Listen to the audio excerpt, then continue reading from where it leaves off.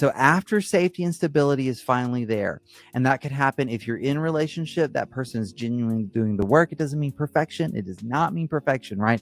But it means that they're gaining sobriety and they're learning recovery, and recovery is beginning to show up in their lives, and they're learning and demonstrating empathy, or they're not doing those things and there's been distancing happening. You've been making choices for distancing so that you regain some safety and stability. Then you can move into grief and mourning.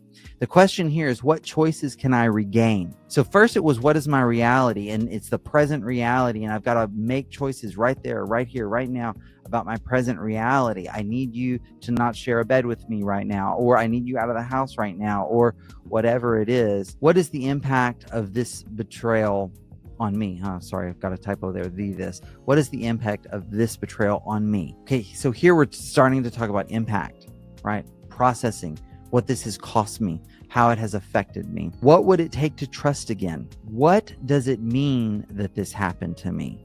That's a whole different question than the impact. So the impact is, okay, this is what happened, and this is the consequences of what happened.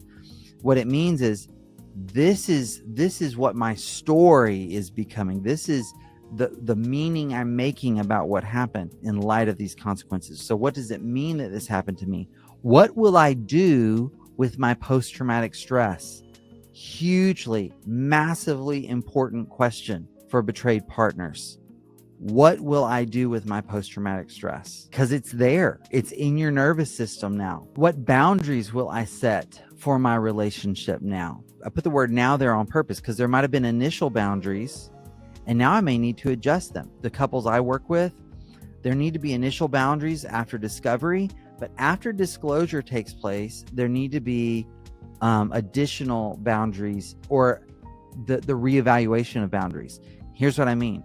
So there are initial boundaries because the partner doesn't know reality, and that's her reality, that she doesn't know her reality, right?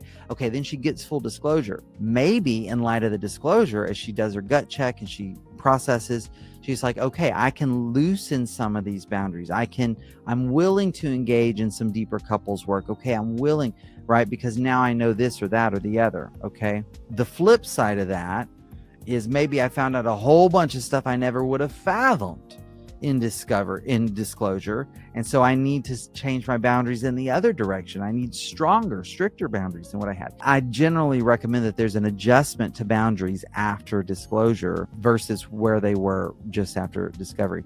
What principles will I adopt for my relationships? So in light of what I now know, in light of my experience now, what principles are going to guide my relationship? A lot of people, I ask that, and they're like, principles guiding relationships? Because let's face it, how many of you had parents who sat down and said, you really need to adopt some principles to guide your relationships, and these would be some good ones?